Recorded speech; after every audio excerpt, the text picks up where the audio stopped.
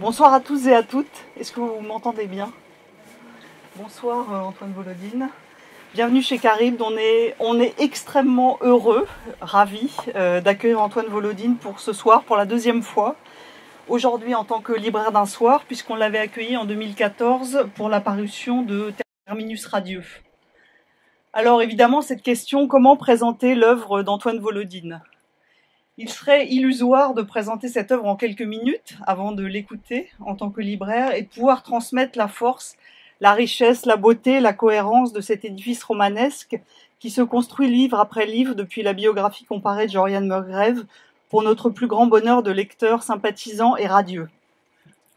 En effet, on ne peut pas évoquer cet édifice romanesque de livres, d'objets lumineux qu'il compose sans parler d'énormément de choses, de la vision d'une humanité qui tend vers l'extinction dans un monde en ruine, irradié, déserté, de la révolution perdue, de la violence, de la folie, des interrogatoires et de la déformation du monde, de la beauté fondamentale et de la passion politique des personnages, combattants égalitaristes qui ont accumulé les défaites, mais qui malgré tout n'ont rien perdu de leur idéologie et de leurs valeurs, de leur volonté de résister à l'oppression, d'Ingrid Vogel, de Jennifer Goranidze, de Linda Wu, de Schlum, de Bruegel, de Don Dog, de leur solitude, de leur abnégation, de leur fraternité, de l'amour qui les anime toujours, des gueux, des animaux, des araignées, des blattes, des sorciers chamans et des vieilles immortelles, de la nature qui redevient indomptée et sauvage, somptueuse avec la raréfaction de l'espèce humaine,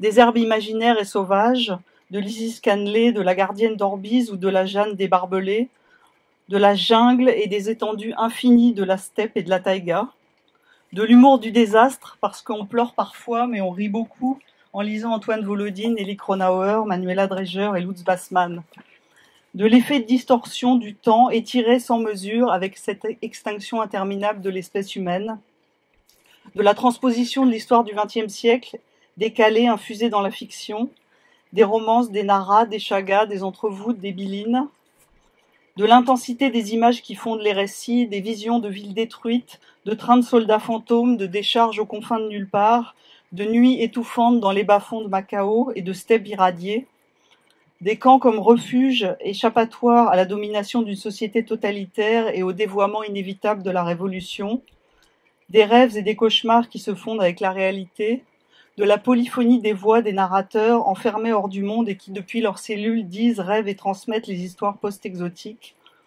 de l'espace du bardo qui est chez Volodine le lieu de cette rêverie dérivante sans fin, sans durée, où 1000 souvenirs se transforment en 1000 aventures intenses et bizarres, de la puissance de la parole poétique et de tant d'autres choses encore. Mais ce soir, la parole est avant tout à Antoine Volodine, qui va nous parler de quelques-uns des livres qui lui tiennent à cœur.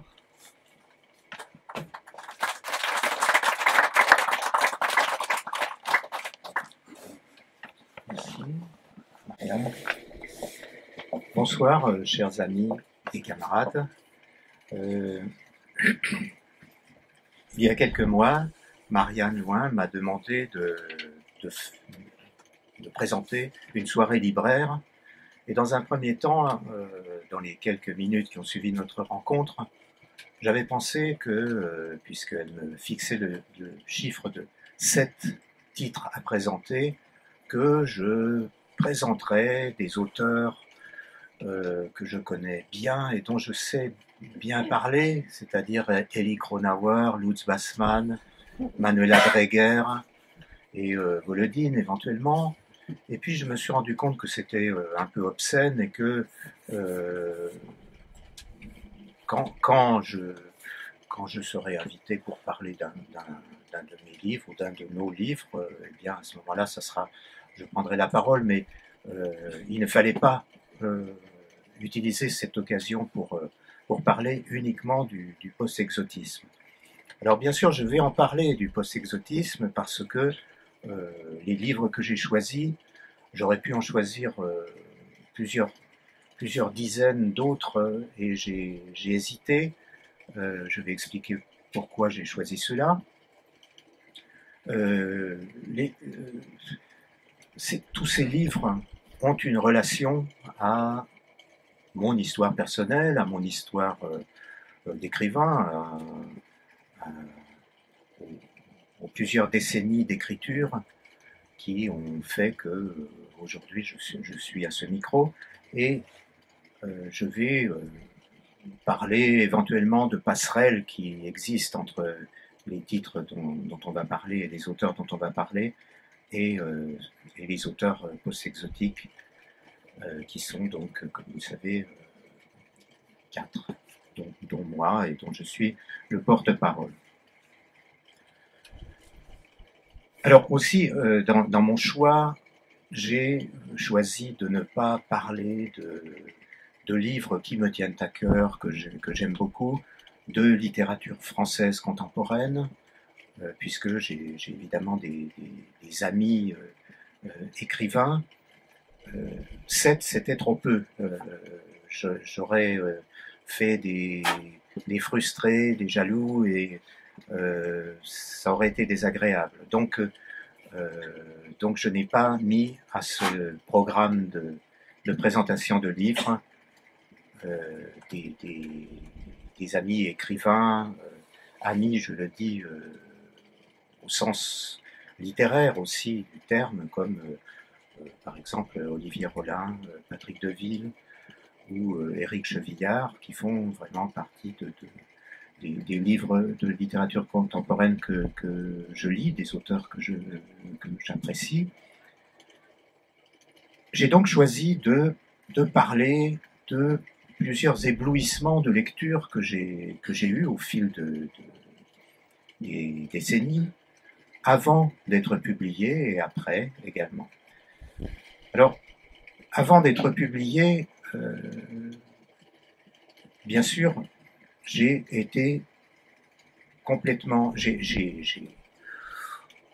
en tant que lecteur et que jeune lecteur, bien sûr, j'ai lu beaucoup de livres, les livres classiques, les classiques du 19e siècle, français, anglais et russe, et au cours de mes études, j'ai continué à lire, disons, des classiques et des grands classiques.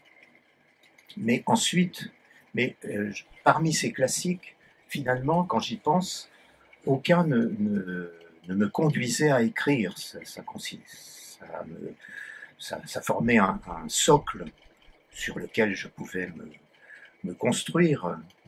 Je pouvais construire ma culture, mais ce n'était pas ce qui m'éblouissait au point de me mettre à écrire. Alors quand j'avais 10 ans, 11 ans, c'est vrai que j'ai eu envie d'écrire comme Prévert, c'est très facile. Paroles, j'avais lu à ce moment-là, j'en remplissais quelques cahiers, et ensuite, 2 ans plus tard, quand j'ai lu Les Chants de Maldoror, je me suis mis à écrire des Chants de Maldoror aussi, mais bon, cette imitation des livres importants, on peut la mettre de côté, elle fait partie de l'évolution normale et de l'apprentissage normal. Ce qui s'est produit bien avant que j'écrive, c'est que j'ai été en contact non pas avec la littérature française du 19e siècle, cette littérature, la littérature contemporaine, donc d'après-guerre, que j'ai contournée dans mes lectures. J'ai été ébloui par, comme beaucoup d'entre nous, d'entre vous, par la littérature sud-américaine, par ce qui apparaissait comme le boom de la littérature sud-américaine. Et j'aimerais commencer par parler de quelques livres qui, dans cette immensité, dans cet océan du réalisme magique et plus généralement de la littérature sud-américaine, j'aimerais parler de quelques titres. Il y a eu un problème, c'est que dans les livres que j'avais choisis, dont j'ai dressé une liste que j'ai envoyée cet été à Marianne, il y a des livres qui sont épuisés. Et c'est pour moi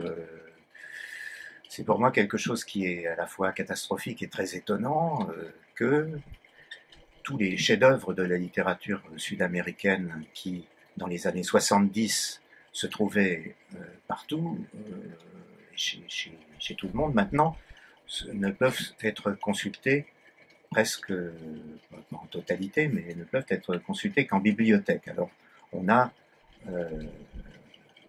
et j'ai donc décidé, malgré tout, de parler d'un éblouissement, d'un des premiers éblouissements de lecture dans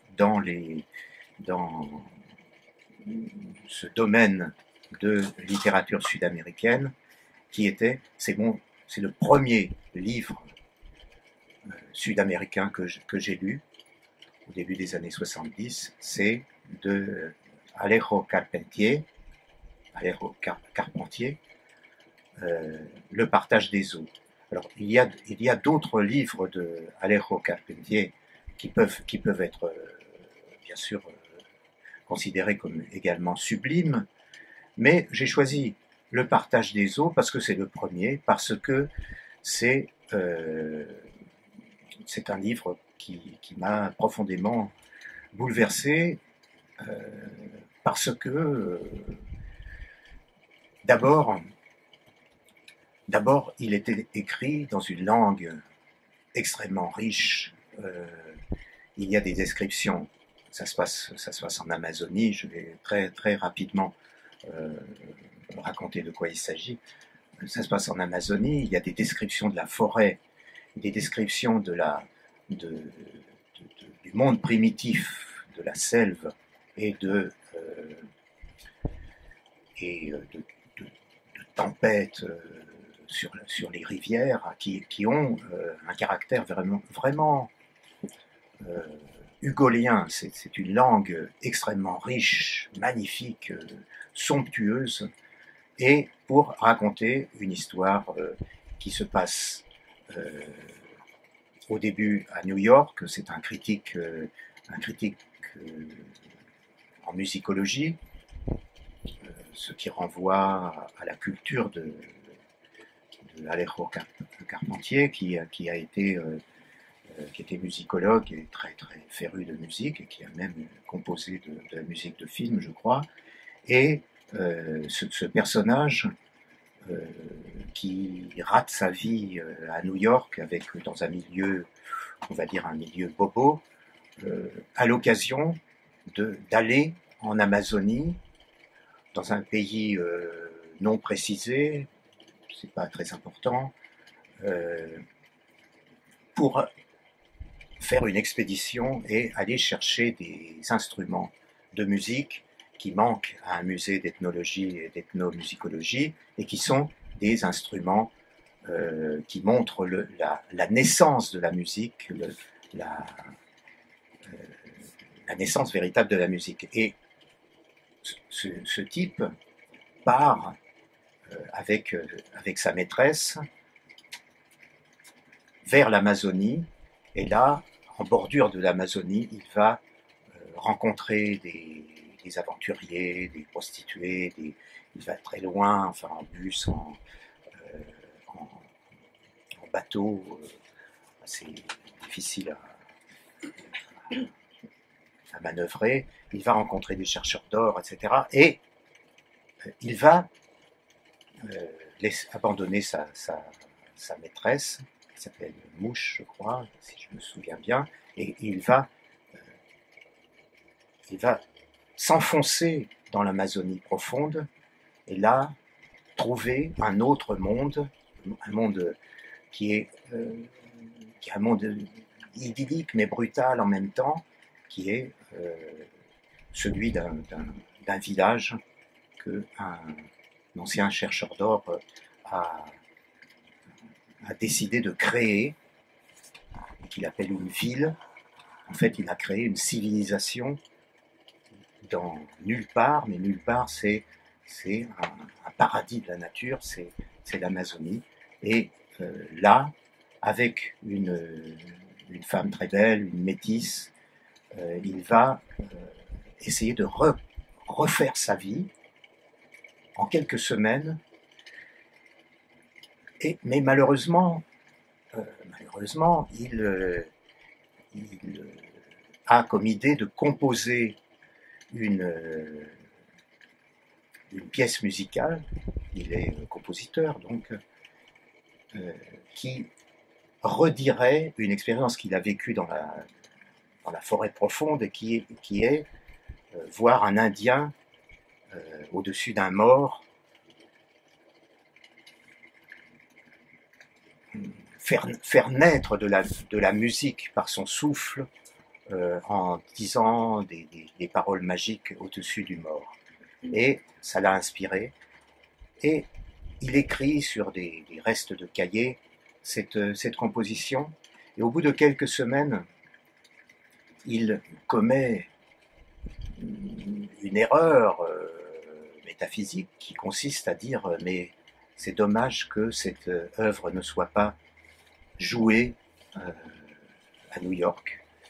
Et donc il va revenir à New York, ça sera un échec épouvantable, sa femme va devenir une harpie, sa maîtresse le trahit, il devient médiatiquement un sale type et il perd tout et il va essayer de revenir dans ce paradis qui était son paradis amazonien pour retrouver celle qui devait être sa femme, cette métisse, et évidemment il ne peut plus retourner là-bas, il n'y a plus de place pour lui.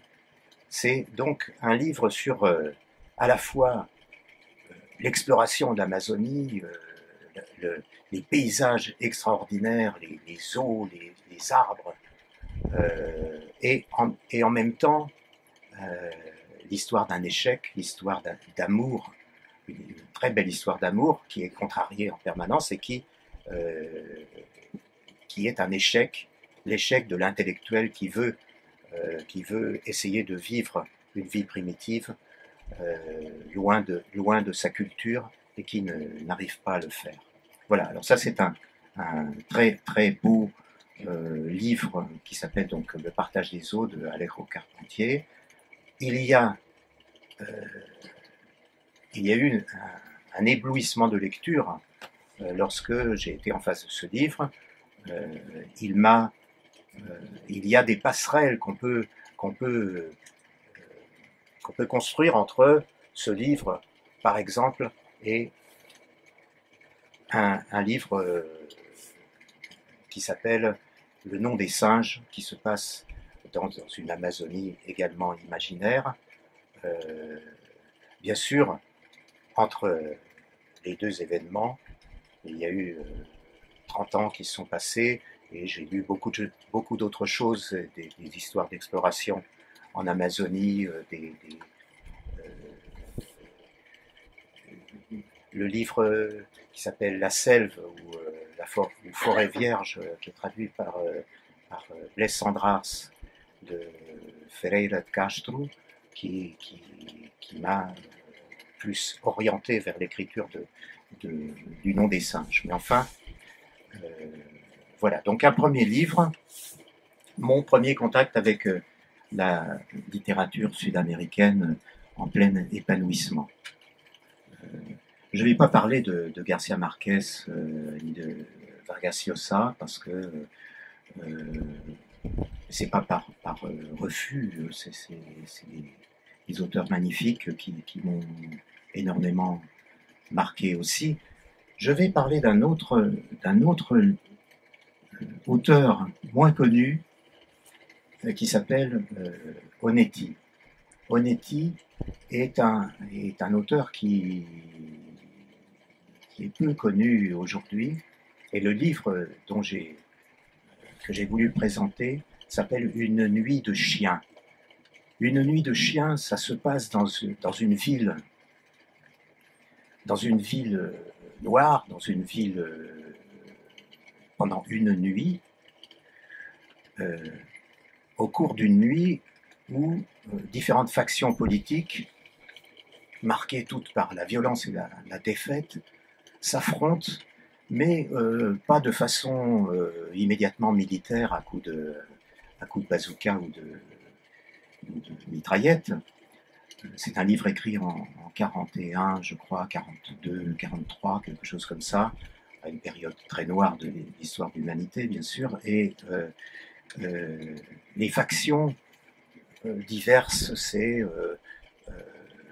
des factions révolutionnaires qui ont eu le pouvoir mais qui l'ont perdu, qui ne sont plus représentées que dans un quartier général peu à peu encerclé. C'est un ancien révolutionnaire qui est à la tête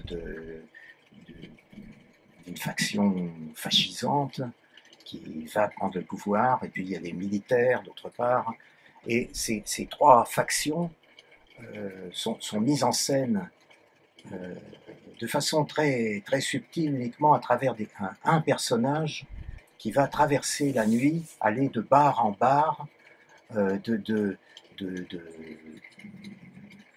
quartier général où on peut rentrer mais dont on ne peut pas sortir, à des endroits plus ou moins des chambres clandestines, et tout s'accompagne de règlements de compte, et le personnage principal est chargé d'éliminer un chef révolutionnaire qui est devenu fou, et on assiste dans la noirceur, dans la touffeur de cette nuit, à ces déplacements dans une ville où les taxis continuent à circuler, où des gens passent et échangent. On entend des conversations qui s'échangent, on ne comprend pas de quoi ils parlent, et on croise ces personnages et on assiste à des règlements de compte, des meurtres, presque incompréhensibles, presque tout est politiquement non expliqué. C'est cette violence sourde entre les hommes, entre les factions politiques qui est mise en évidence. Et c'est un livre avec une très grande tension intérieure, avec aussi l'aspect tragique du fait que le personnage principal va se retrouver. C'est un petit livre, hein, c'est très vite lu, une soirée. Le personnage principal va se retrouver responsable du sort d'une petite fille de 12 ou 13 ans, qui est la fille de celui qu'il vient d'assassiner. Et il doit essayer de l'emmener sur le port pour prendre un bateau, et personne n'arrivera à prendre le bateau, puisque les militaires finiront par prendre le pouvoir et essayer de régler, de mettre en ordre la ville après cet échange de meurtres, de peur, de trahison, de déplacement, de tragédie et de relations très étranges et très naturelles entre les hommes et les femmes qui appartiennent à telle ou telle faction, qui se font tuer sans se rendre compte exactement de ce qui se passe autour d'eux. Voilà, c'est un deuxième livre très noir et très, très puissant dans sa concision, de Juan Carlos Onetti. Il faut les montrer. Il faut les montrer. Voilà. Avant, c'était ici le partage des eaux de Alejo Carpentier. Il y avait un autre livre de littérature sud-américaine que j'avais choisi, mais qui est totalement épuisé. Alors je ne vais pas, cette fois-ci, c'est pas la parole du libraire, c'est plutôt la parole du bibliothécaire, parce que je pense que vous ne pourrez trouver ce livre qu'en bibliothèque, mais c'est un livre fondamental. C'est le livre de José Donoso qui s'appelle L'obscène oiseau de la nuit. C'est un livre extraordinaire. Enfin, tous les livres dont je parle, évidemment, je vais répéter les adjectifs extraordinaire, fantastique, magnifique, mais c'est parce que c'est le choix que j'ai fait. C'est un livre dans lequel le narrateur change sans arrêt de statut. Tantôt il est muet, tantôt c'est un vieil homme, tantôt c'est un freak. Ça se passe globalement à l'intérieur d'une chapellerie, d'une maison religieuse qui est habitée par des vieilles femmes qui interdisent aux muets de sortir, qui parfois en font un bébé, qui l'habillent comme un bébé, qui participe à une sorte de cérémonie magique prolongée et permanente à l'intérieur de cette chapellerie où les vieilles femmes dégénèrent, finissent par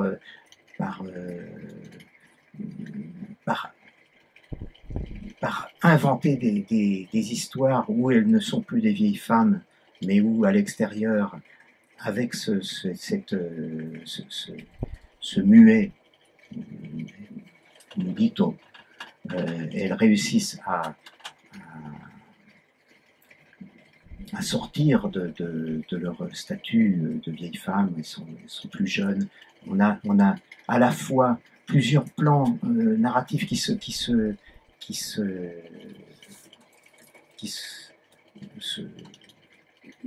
superposent et se tamponnent de façon extrêmement rare dans la littérature, parce qu'on est complètement pris d'un bout à l'autre, mais très souvent on ne sait pas très bien si ce qui est raconté est un pur fantasme ou une réalité passée.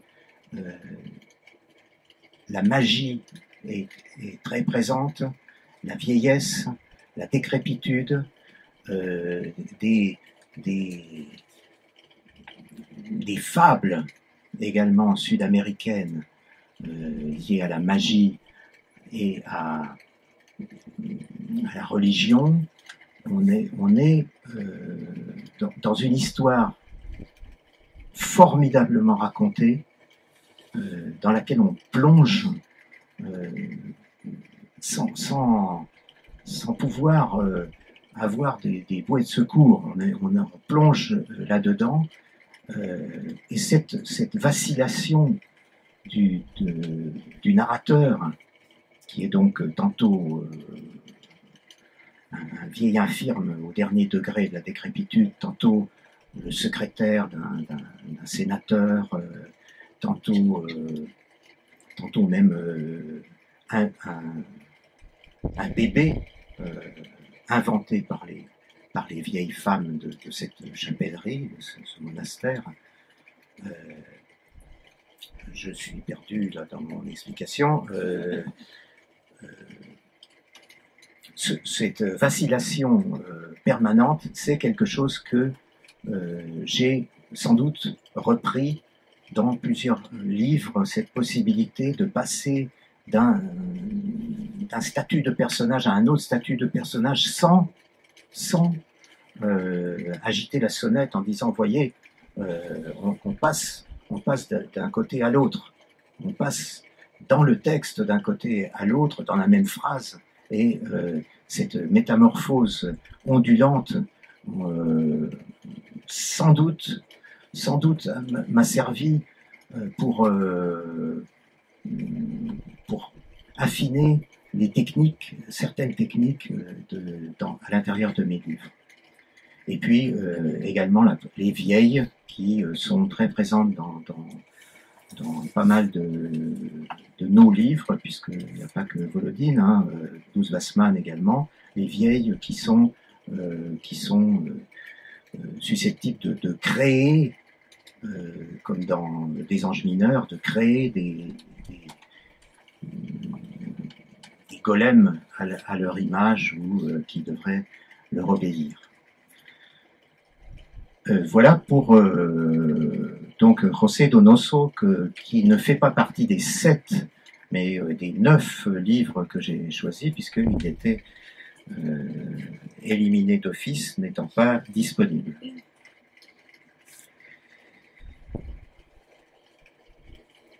Alors, comme je ne pouvais pas parler de Donoso chez les libraires, j'ai remplacé Donoso, donc immense auteur sud-américain qui est malheureusement plutôt oublié, je crois. Je l'ai remplacé par Bioy Casares, que vous connaissez plus facilement, et j'ai choisi de parler d'un livre qui s'appelle Dormir au soleil, qui est donc chez moi de façon séparée, mais il existe un volume dans lequel sont rassemblés tous les romans, ou une partie importante des romans de Bioy Casares, et Dormir au soleil s'y trouve. J'avais hésité entre Plan d'évasion et Dormir au soleil. Ce sont des livres qui me plaisent énormément, finalement beaucoup plus que ceux de son grand camarade Borges, parce que la fiction est plus simple, la fiction est plus limpide, et c'est quelque chose à quoi je suis sensible. Et Dormir au soleil fait partie. Dormir au soleil, c'est une histoire de folie, une histoire de psychiatre fou,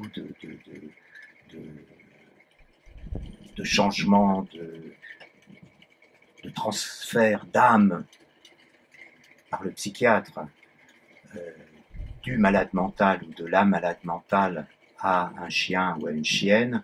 Tout ça constitue les bases d'une narration extrêmement prenante, avec un personnage qui voit sa femme capturée, kidnappée par un psychiatre qui voudrait la faire sortir, et qui se retrouve pendant un certain temps avec la femme, la sœur de sa femme qui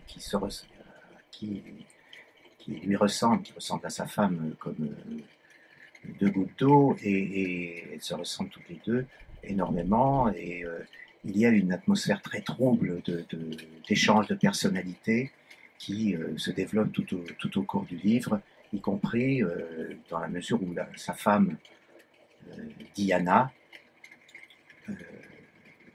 au moment où elle se trouve emprisonnée contre son gré, contre le gré de son mari dans la clinique psychiatrique, à ce moment-là, le personnage se procure une chienne qui s'appelle Diana, et qui se comporte avec beaucoup d'amitié, une amitié amoureuse par rapport à lui.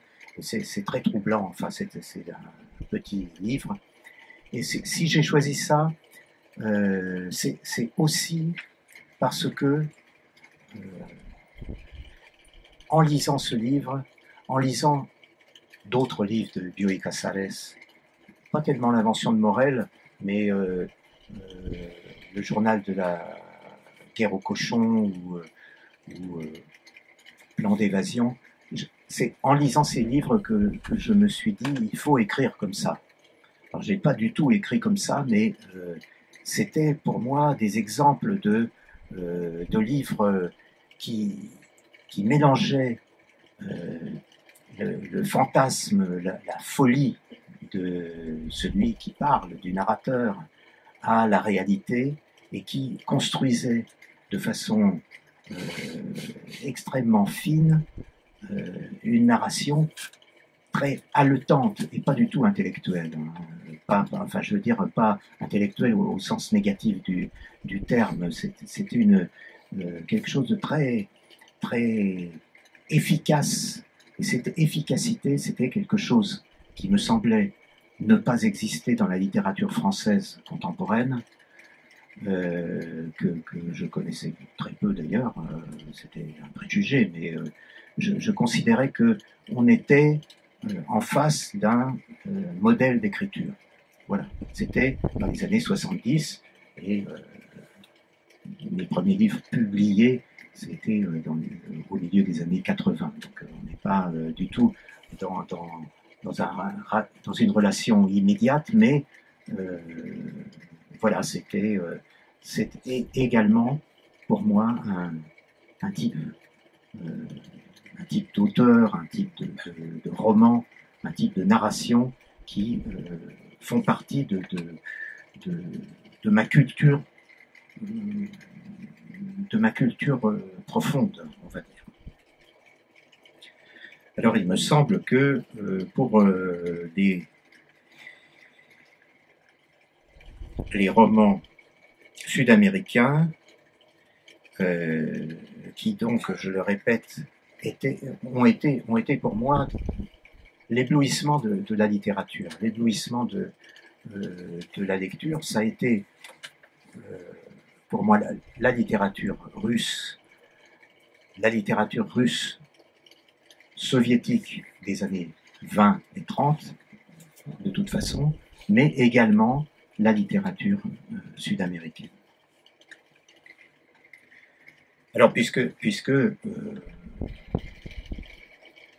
est dans les Amériques, je vais parler de deux auteurs nord-américains que j'ai découverts beaucoup plus récemment, enfin, il y a moins de 10 ans, et pour l'un d'entre eux, il y a moins de 5 ans. Le premier, c'est Rick Bass, qui est un auteur américain considéré comme surtout écologiste, qui est classé comme auteur écologiste du Montana, enfin bon, alors que c'est un auteur formidable. Et le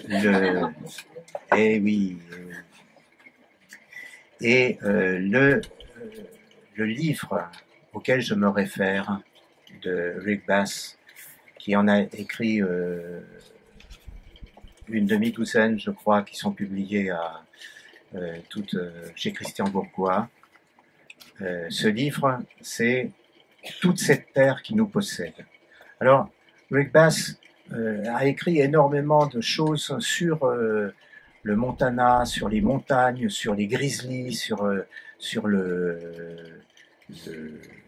neige, des hivers passés. Il décrit, par exemple, dans ce qui n'est pas considéré comme un roman, mais que je trouve absolument proche d'une narration romanesque d'un bout à l'autre, c'est un livre qui s'appelle Winter, et qui raconte simplement, de façon très détaillée, comment un homme passe dans les montagnes les plus perdues, passe un hiver avec le premier village à quelques dizaines de kilomètres. Il décrit comment il va couper le bois, quel bois il coupe, comment tout se passe. Il parle du feu. C'est un retour à la vie brute, rude, et qui est particulièrement émouvant et très bien décrit. Et également un autre livre de Rick Bass qui s'appelle, je crois, les derniers Grizzlies, ou Grizzly, quelque chose comme ça, qui raconte, enfin presque, mais pas sous forme de journal, qui raconte de façon avec une prose romanesque de belle qualité, qui raconte une sorte de traque pour savoir s'il y a encore des grizzlies dans l'endroit où il se trouve, dans les montagnes où il se trouve. Il y a des ours de toutes sortes.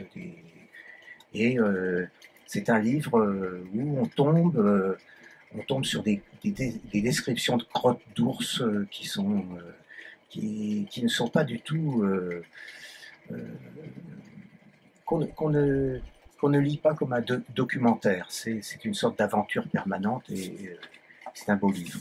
Et le livre dont je veux parler, c'est toute cette terre qui nous possède se passe non pas du tout au nord dans les montagnes, mais dans le Texas, dans une ville, autour d'une ville qui s'appelle Odessa, et surtout dans une terre qui est marquée par le sel, le sable et les recherches d'extraction de pétrole qui salopent la terre et qui rendent l'eau de moins en moins potable. Mais comme Rick Bass est un géologue, il décrit de façon très étonnante cette terre qui devient un personnage au fil de plusieurs décennies, une terre blanche, salée, dans laquelle on trouve sans arrêt des fossiles, des os d'explorateurs qui se sont perdus au 19e siècle, puis au début du 20e siècle, puis on trouve par exemple, il y a un lac dont le sel est exploité par une famille pauvre qui retire sans cesse le sel de ce lac, où sont en permanence, on retrouve des squelettes d'animaux, d'humains qui se sont perdus, qui ont été pris dans le sel et qui se sont desséchés au soleil. Il fait très chaud, le soleil est terrible, et on a là, sur ce paysage tout à fait extraordinaire, on a des histoires extraordinaires qui se passent, des amours extraordinaires entre le personnage qu'on va retrouver au fil des pages, qui s'appelle Richard, et qui aime une femme d'Odessa, une fille d'Odessa qui est la beauté personnifiée. Cette fille essaie avec lui, va en expédition pour chercher des fossiles, et ils vivent dans le désert pendant ces temps d'expédition, et elle doit s'enduire de pommade, de zinc, enfin, pour protéger sa peau, jusqu'au jour où effectivement, par amour, par défi, elle grille véritablement sous le soleil. Et c'est la première partie de ce livre extraordinaire. Et puis, il y a aussi des anecdotes complètement fantastiques, avec, par exemple, un cirque s'est perdu au milieu de ce désert, et il y a un éléphant qui s'aventure au bord de ce lac, et qui s'extrait du lac, et qui est pourchassé, qui est blessé, qui est de plus en plus épuisé, et qui devient cette course à l'éléphant qui dure des dizaines de pages, et est un des plus beaux morceaux de prose que je connaisse, parce que on a vraiment on est très proche à la fois de l'éléphant, de son du dompteur de l'éléphant qui l'a rattrapé et qui pleure sans cesse à l'idée du sort que va subir cet éléphant. On suit cette tragédie de ce gros animal perdu que des chiens déchirent, que des humains essaient essaie de remettre à flot, le combat pour sauver l'éléphant, c'est des pages admirables. Et la langue de Rick Bass, ici, dans tout le livre, elle est extrêmement précise pour tout ce qui concerne les descriptions géologiques. Elle est d'une très très grande richesse et c'est un livre très émouvant que j'aime beaucoup. Alors voilà, je vous encourage à vous plonger dans le désert salé de toute cette terre qui nous possède.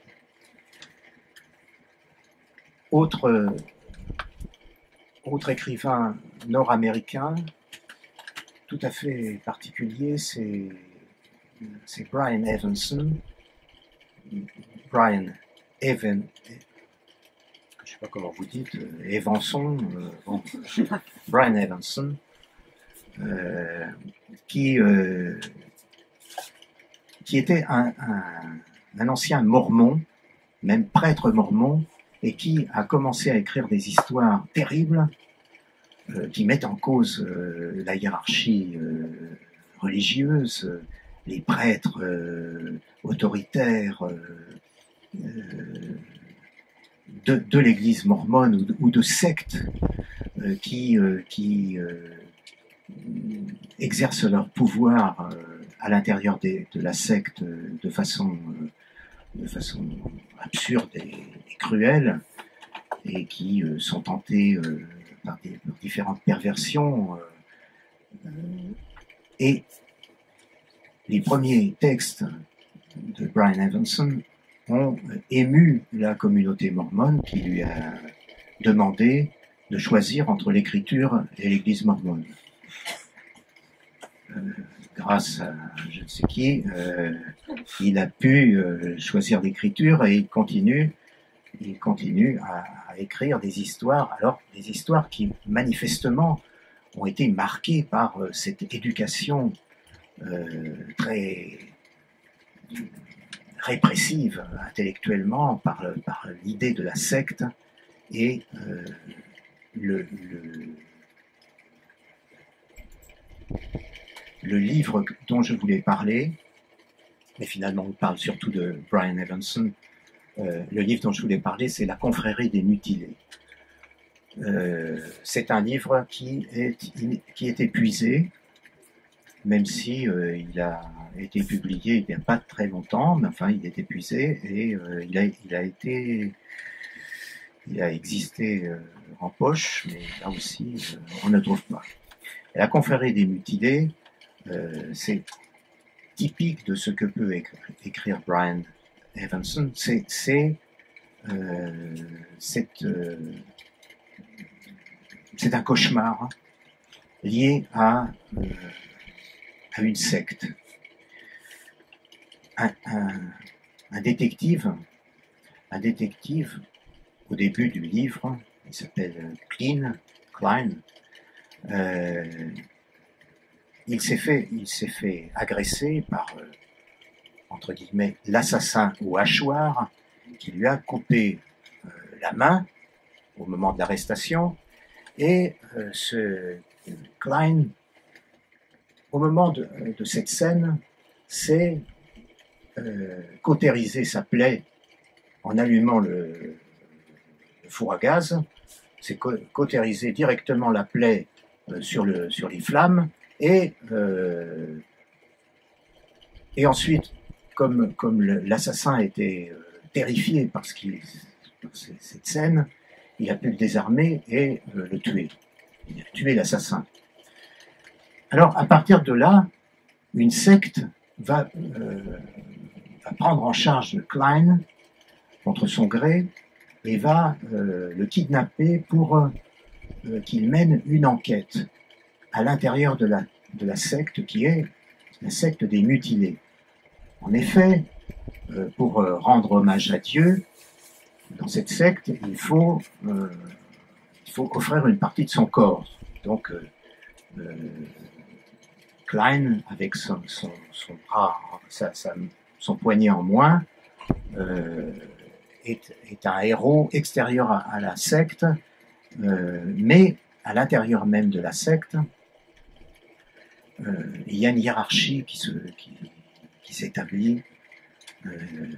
Les moins 1, ça c'est simplement un doigt ou un œil, les moins 2, moins 3, etc. Alors c'est des mutilations volontaires, des amputations volontaires, jusqu'à le chef suprême, c'est un moins 10, mais celui-là on le voit assez peu, il est quelque part dans les propriétés. Et on demande à Klein de faire une enquête à l'intérieur de cette propriété qui appartient à la secte et qui est un camp retranché, et à l'intérieur de laquelle il y a plusieurs pavillons, on lui demande de faire une enquête, mais on ne lui donne pas les éléments de cette enquête. Il ne comprend pas l'enjeu, il ne comprend pas ce sur quoi on lui demande d'enquêter. Donc, on est dans une sorte d'enchaînement cauchemardesque. Cet homme va au milieu de cette secte et il le découvre peu à peu, le tient prisonnier. Il ne peut pas s'échapper, il ne comprend rien. Il finit par s'échapper, et à ce moment-là, il est pris par une secte concurrente où tout le monde s'appelle les Paul. Ils s'appellent Paul tous, et ils se ressemblent. Et en fait, c'est une secte qui a donné, qui était la secte originelle. Les Paul ne donnent qu'un bras, et puis c'est tout. Et peu à peu, Klein se rend compte qu'on le considère comme l'élu, et qu'on lui donne comme mission d'éliminer, de porter le chaos et la violence dans la secte adverse. Je passe sur les épisodes. Ça se terminera de façon cauchemardesque, sanglante. C'est pas gore, mais presque. Enfin bon, parce que Klein vraiment, sans considérer qu'il est l'élu,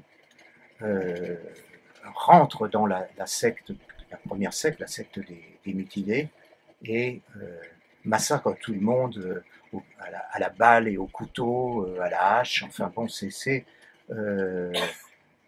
mais au cours de cette tuerie, quand même, un chef s'arrange pour le menacer et l'obliger à s'amputer lui-même d'un bras.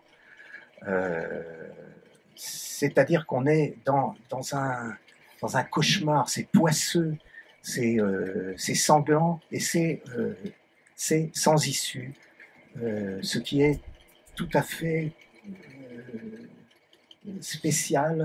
spécifique au livre de Brian Evenson. On est très souvent en face de personnages perdus, assez misérables dans leur aspect physique, et qui sont contaminés par une violence intérieure qui leur est dictée par des considérations mystiques, obscures, incompréhensibles, ou par le respect d'une parole, d'un mot qu'ils doivent porter de façon agissante, en tuant ou en mutilant d'autres personnes. C'est très curieux, c'est très dur, mais ça vaut vraiment le détour, et c'est un auteur américain assez peu connu finalement, et c'est bien dommage. Vous trouverez quelques livres de Brian Evenson ici, dont des recueils de nouvelles. dans le dernier recueil de nouvelles s'appelle La langue d'Altman, et j'ai écrit à Brian, que je connais, qui est un ami aussi, et je lui ai dit, en gros, c'est Beckett plus fusil. Voilà. C'est une définition pour ces nouvelles qui est assez percutante, je pense. Voilà pour la littérature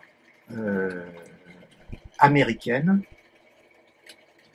Je vais maintenant parler de deux livres. Un livre qui est écrit par un Français qui s'appelle Frédéric Verst et qui est typiquement un livre de littérature étrangère. Vous savez que souvent, lorsque j'explique ce que c'est que le post-exotisme, je dis, et le projet du post-exotisme, c'est écrire en français une littérature étrangère. Eh bien, Frédéric Verst a fait cela de toute façon, de façon extrêmement brillante, avec ces deux livres, mais je me réfère avant tout au premier, Ward, 1er et 2e siècle, dans lequel Frédéric Verst nous présente une littérature totalement étrangère, dans une civilisation totalement étrangère, avec une langue qui est le Wardistan, qui se trouve à l'intérieur du livre. Chaque page est divisée en deux. Il y a dans les extraits nombreux des différents auteurs cités par Verst, il y a des passages, des poèmes, des extraits de romans, des extraits de littérature avec des formes particulières, et la moitié de la page est en Wardistan. L'autre moitié est la traduction par Verst. Et ce n'est pas une langue, ce n'est pas n'importe quoi, et c'est ça qui est unique dans l'histoire linguistique, dans l'histoire de la littérature, je pense. C'est que c'est une langue inventée, mais c'est une langue qui a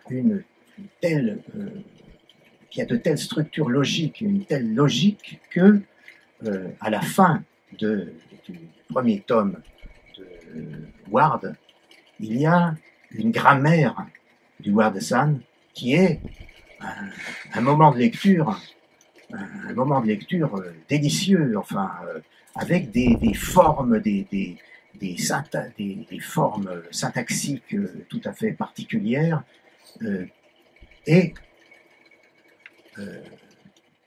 évidemment, c'est pas un livre qu'on peut lire. On peut pas lire les colonnes de gauche, mais on peut s'y reporter de temps en temps. Et un des moments d'émotion que j'ai connus ces dernières années dans les librairies, ça a été d'entendre Frédéric Verst lire en Wardistan magnifiquement. Alors c'est une langue qui a des parentés avec les langues arabes, mais les langues sémites, mais c'est une langue totalement inventée.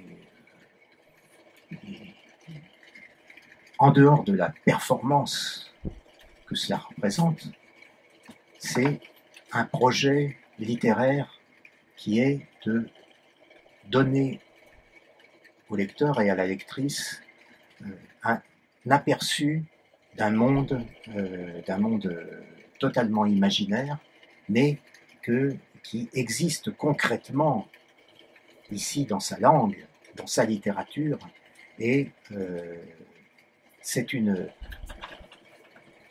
richesse infinie. Et la passerelle que j'établis entre ce livre qui est paru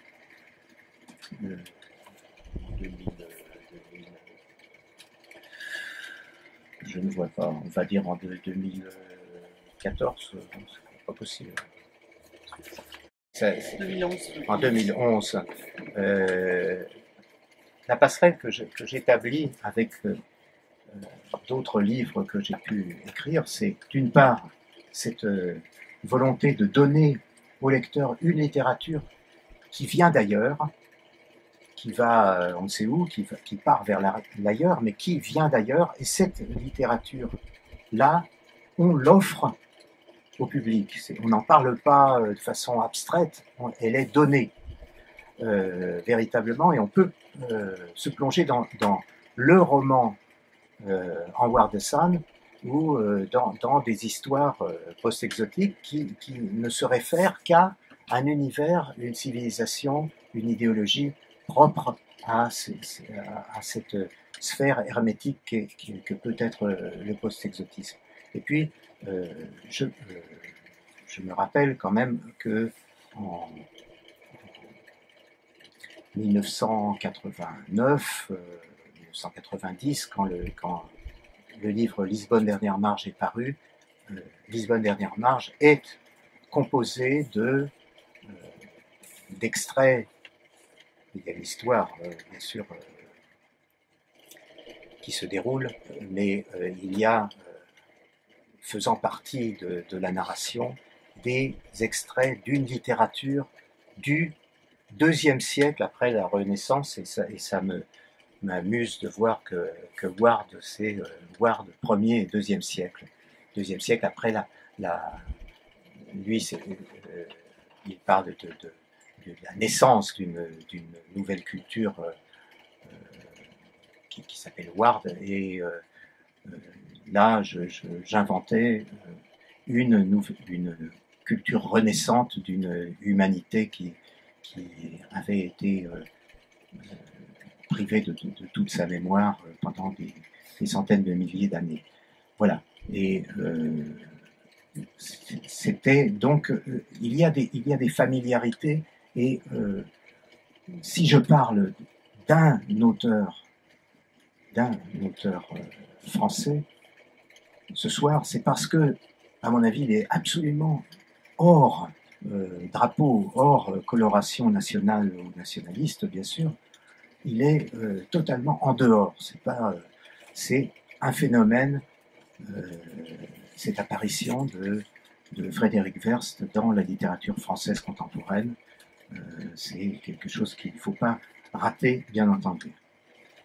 Et pour finir, je vais parler d'un livre qui appartient à la littérature russe, mais d'une russe, Maria Soudaïeva, un livre qui s'appelle Slogan, et je vais là, évidemment, relier cet ouvrage à mon travail personnel, dans la mesure où l'histoire est absolument, désolé, extraordinaire. Parce que d'abord, c'est à Macao que la rencontre s'est faite. J'ai rencontré à Macao, après avoir écrit et décrit des personnages de femmes aussi bizarres et aussi engagés politiquement que pouvait être Ingrid Vogel, j'ai rencontré quelqu'un qui était un peu, qui était un de mes personnages. Alors c'est quand même assez bouleversant de rencontrer quelqu'un qui colle avec ces personnages, parce que elle était folle, parce que j'étais proche d'elle, parce que et parce que elle était idéologiquement liée à la Russie soviétique, à l'Union soviétique, et très en révolte contre l'écroulement du monde, la fin de tout espoir révolutionnaire, etc. Et elle était donc très en accord avec tout ce que j'avais jusque-là écrit comme mis en scène comme personnage. Mais, donc j'ai connu cette femme, et d'une certaine manière, je l'ai mise en scène, enfin pas d'une manière certaine, je l'ai mise en scène dans le port intérieur, sous les traits de Gloria à Vancouver. Bon. Et puis, je n'ai plus de ces nouvelles, et puis de ces nouvelles, je ne savais pas du tout ce qu'il en était d'elle. Et un jour, j'ai appris par son frère sa mort. C'était 10 ans après l'avoir connue et quittée. Et j'ai reçu, avec cette nouvelle, un tas de feuilles, de carnets, un fatras de choses qu'elle avait écrit, composées au fil de ses séjours en asile psychiatrique, à Macao, entre autres. Et c'était quelque chose d'extrême. C'était une poésie qui répondait exactement à ce que j'aurais aimé écrire. Des hallucinations sans fin, et tout cela, des cris de folie, de violence, de révolte contre le monde, contre les hommes aussi, contre les mâles. Et cet ensemble était absolument impubliable tel quel. D'abord, c'était mélangé du point de vue des langues. Elle connaissait extrêmement bien le français. Elle avait été élevée au Vietnam, était fille d'une Coréenne, fille d'un soviétique, alors, qui avait travaillé en Corée. Enfin, je ne sais pas trop de choses sur elle, sa biographie. Et dans un premier temps, après avoir feuilleté tout ça, j'étais très ému, mais il était impossible d'en faire quoi que ce soit. Et puis, je me suis rendu compte que si on pouvait en faire quelque chose, mais il fallait à ce moment-là faire beaucoup plus que traduire. Il fallait intervenir et surtraduire. Et c'est ce que j'ai fait. J'ai surtraduit ce texte en ayant en permanence, dans une sorte de transe de traduction et d'écriture, en ayant le sentiment que je co-écrivais, j'écrivais avec une sœur d'écriture des images éblouissantes en permanence.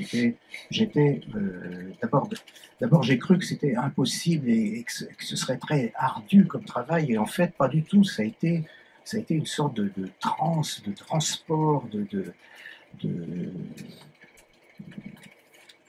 ça a été des semaines, des mois magnifiques de travail. J'étais dans ce texte comme Maria Soudayeva était au milieu de ces jaillissements de folie et d'hallucination. Alors j'ai organisé ce texte, j'en ai fait quelque chose de non seulement publiable, mais quelque chose qui répondait aussi à des préoccupations poétiques, stylistiques que j'avais, et en particulier pour des structures, puisqu'il y a ici 3 fois 343 slogans. Alors tout cela a été présenté à l'éditeur et aux lecteurs et aux lectrices avec une préface dans laquelle j'expliquais ce que j'avais fait. je pense que c'est une des tragédies de ce qui s'est produit pour moi. C'était tragique parce que mon idée était de faire connaître la voix d'une femme qui était pour moi unique dans l'histoire de la poésie russe, et de faire connaître cette voix alors qu'elle était inconnue, hein, donc en faisant apparaître sur la couverture Maria Soudaïeva, et j'aurais dû mettre Maria Soudaïeva, Antoine Volodine, parce que ma participation au texte a été importante, mais c'était au départ une traduction, et à l'arrivée aussi. Simplement, ce qui s'est produit, c'est que pour différentes raisons, enfin, on a considéré que c'était une invention de ma part, et que Maria Soudaïeva n'avait jamais existé, et que c'était un hétéronyme de plus avec Manuela Dreger, Luz Bassmann et Elie Kronauer.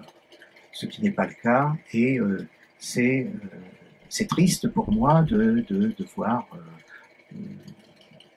devoir expliquer sans cesse que ben non, Maria Soudaïeva, ce n'est pas une invention de Volodine. Ben non, c'est une femme qui a existé, qui écrivait sous la pression de la folie des choses absolument uniques et merveilleuses. Voilà. Et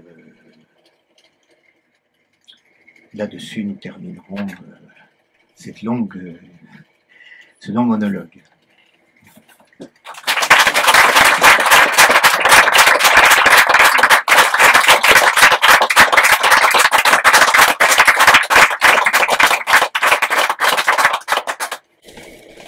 Merci beaucoup. Juste avant de conclure, et tous les livres de la bibliothèque post-exotique, en tout cas tous ceux qui sont disponibles, sont près de l'entrée. Donc, avant de pouvoir continuer, boire un verre, on va simplement vous dire quelques mots de 2 ou 3 ou 4 livres d'Antoine Volodine. C'est très compliqué évidemment d'en choisir, parce qu'on les aime tous. Parce que c'est une œuvre dont on n'a jamais fini d'explorer la poésie, les correspondances, et dans lesquelles les portes d'entrée sont multiples. C'est une question qu'on a évidemment très souvent. Par où commencer, quoi lire maintenant? Donc les choix sont multiples. J'ai choisi de vous parler d'abord de Écrivain, donc, qui est paru en 2010 aux éditions du Seuil, en même temps que 11 rêves de suite de Manuela Dreger et Les Aigles Pus de Luz Bassmann. C'est une œuvre que j'ai choisie parce qu'elle est très emblématique, puisque les narrateurs du post-exotisme sont une foule qui n'a pas de drapeau, si ce n'est celui de la Révolution mondiale. Bon, c'est des révolutionnaires qui se sont battus pour une société plus égalitaire, et ils ont été défaits, empêchés à jamais de lutter, empêchés de parler. Et ils sont emprisonnés, ils s'adressent à un public de fous, d'insectes, de morts, parfois personne. Et donc dans Écrivain, il y a 7 chapitres, et on a 7 personnages écrivains qui sont proches de leur fin, ou qui parfois sont même déjà morts, qui ont perdu toutes les batailles, et pas seulement les batailles idéologiques, mais aussi les batailles avec leur corps. Il y a donc différents textes. Il y a Matthias Holban qui a été assassiné parce qu'il a qui a été emprisonné, condamné parce qu'il a assassiné des assassins. Et il a écrit des textes en prison, des listes de vocables imaginaires, des noms de végétaux, des noms de peuples pourchassés ou exterminés, ou des noms inventés de victimes des camps. Et puis juste après sa sortie de prison, il est frappé par une maladie terrible, incurable, qui le défigure. Alors chaque nuit, il tente d'en finir, et puis il prend un revolver, il le pointe sur lui, et il n'y arrive pas. Il ne réussit pas à se supprimer, il retourne se coucher. Il y a Linda Wu, qui est une combattante magnifique, qui fait une leçon de post-exotisme.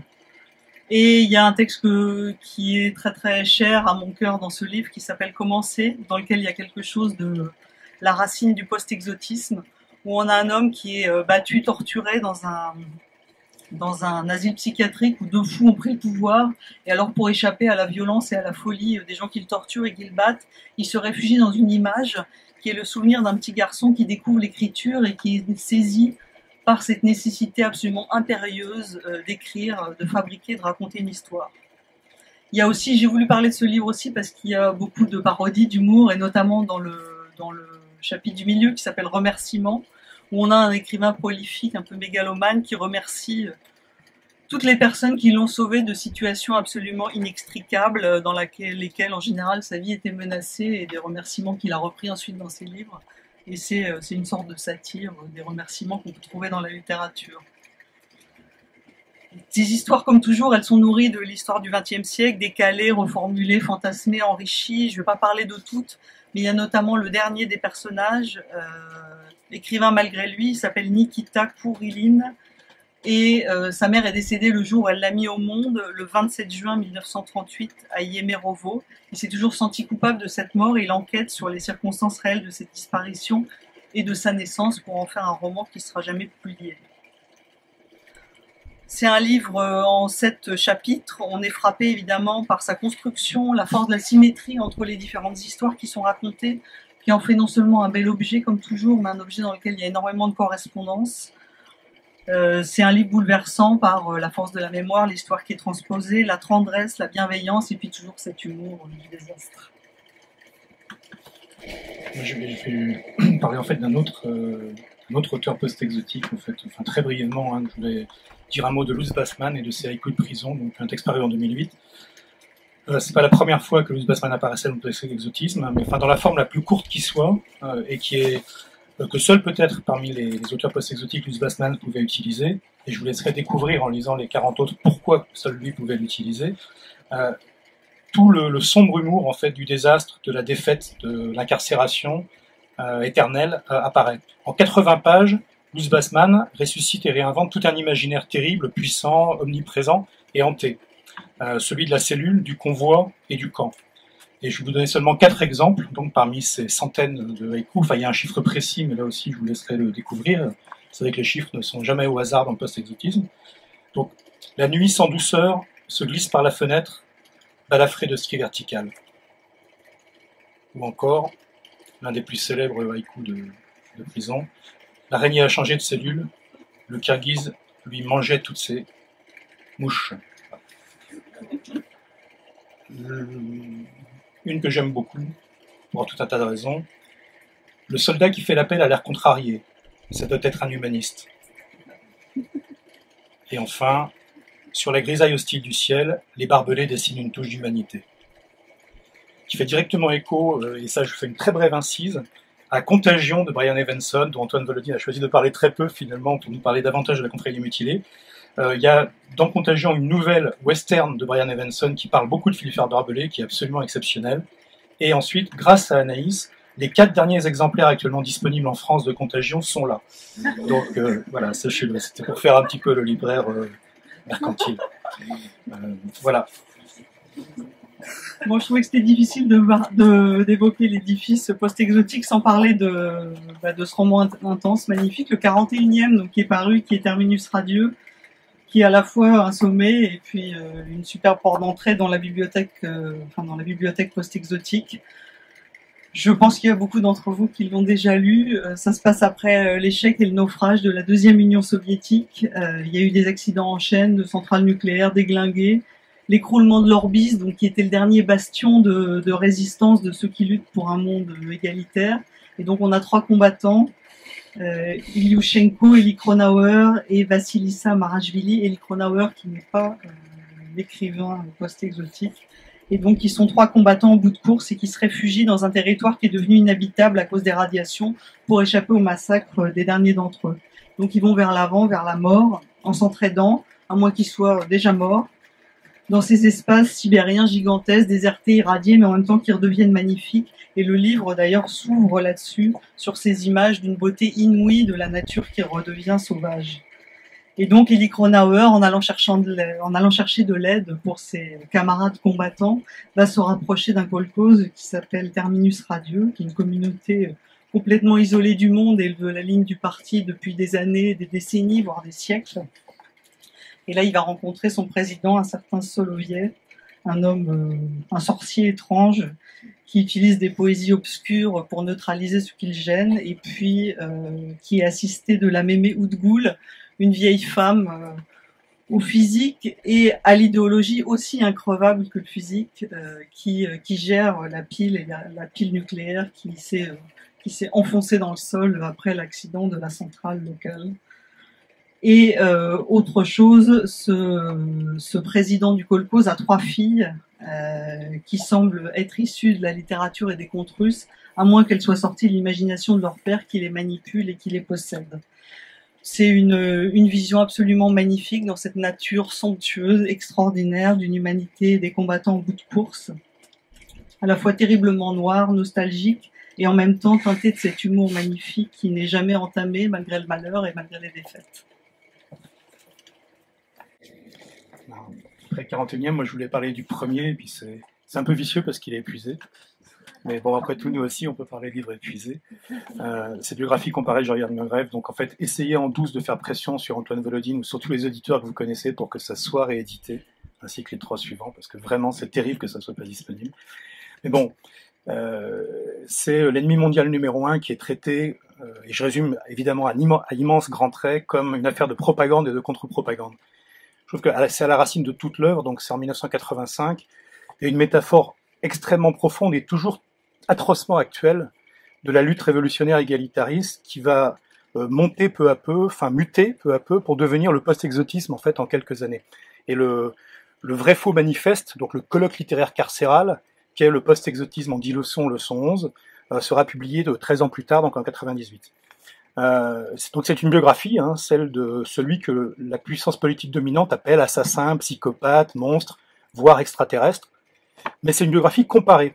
Et c'est là que ça grippe, que le doute, la poésie et la diffraction politique s'insinuent, parce que les dizaines de sources convoquées, et bon, ce qui est magnifique, alors surtout, j'aime pas dire ça en général, mais surtout si on pense que c'était un premier roman, c'est que ces dizaines de sources ont tout leur langage, tout leur propre registre d'écriture, toute leur propre poésie, et donc ces sources ne s'ajustent pas parfaitement.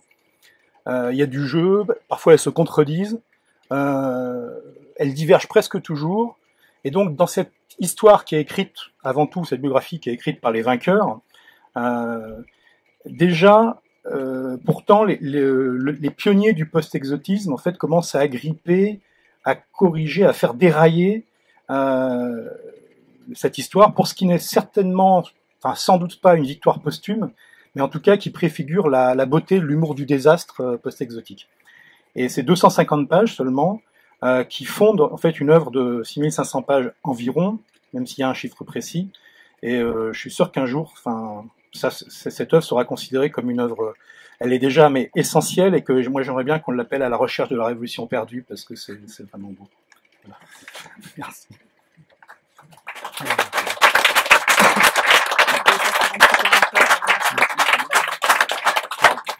Je vais faire un dernier commentaire, parce que ceux qui viennent souvent à sa librairie savent qu'on fait toujours un petit commentaire mercantile à la fin. Donc là, on ne va pas faire de commentaire mercantile, parce que ce ne serait pas décent, mais pensez quand même que lire ces 7 livres, et lire les 41 textes du post-exotisme, parmi lesquels il ne faut pas oublier les petits livres de l'école des loisirs faits par Elie Kroner et Manuel Heidegger, qui sont prétendument pour les enfants et qui sont des bijoux absolus. Mais donc, lire ces livres, c'est quand même avoir aussi une pensée émue pour tous nos camarades emprisonnés, incarcérés, qui sont actuellement dans les camps du post-exotisme. Donc merci à vous pour eux.